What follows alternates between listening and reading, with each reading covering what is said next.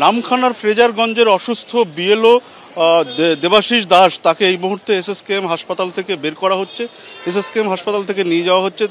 তিনি গত মাসের 25 তারিখে অসুস্থ হয়ে পড়েছিলেন এবং পরিবারের যেমনটা অভিযোগ যে কাজের চাপে তিনি অসুস্থ হয়ে পড়েছিলেন এবং সে কারণে তার স্ট্রোক হয়েছিল এবং তারপর থেকে তিনি এসএসকেএমে ভর্তি ছিলেন এবং এই মুহূর্তে আজকে যেমনটা দেখতে পাচ্ছি যে তাকে এসএসকেএম থেকে নিয়ে যাওয়া হচ্ছে, পরিবারের সদস্যরা নিয়ে যাচ্ছেন, পাশাপাশি বিএলও অধিকার রক্ষা কমিটির সদস্যরা রয়েছেন।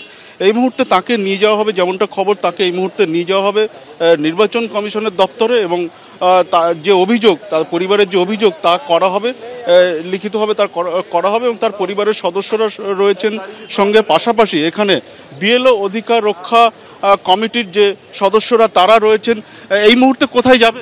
আমরা এখন ইলেকশন কমিশনের অফিসে যাব। এনার যে চিকিৎসার খরচা থেকে শুরু করে যাবতীয় বিষয় নিয়ে আমরা ওনার চিঠি করানো হবে, চিঠি করে এবং খরচা যাতে পাওয়া যায় ওনার রেমুনেশন। উনি এখন একটা সাইজ প্যারালাইসিস হয়েছেন, আপাতত এই অবস্থায় ছেড়েছেন।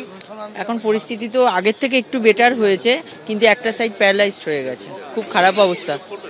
অবশ্যই অভিযোগ করব, এই পৈশাচিক অমানবিক কাজের জন্য তো নির্বাচন কমিশনের দায়ী। যেমনটা অভিযোগ যে এই যে কাজের চাপ, এই কাজের চাপেই তিনি অসুস্থ হয়ে পড়েছিলেন এবং যে কারণে তার স্ট্রোক হয়েছিল গত মাসের 25 তারিখে। তারপর তাকে এসএসকেএমে আনা হয় এবং আজকে তাকে নির্বাচন কমিশনের দপ্তরে নিয়ে যাওয়া হচ্ছে। চিকিৎসকরা ইতিমধ্যে জানিয়েছেন যে তার ফিজিওথেরাপির প্রয়োজন আছে।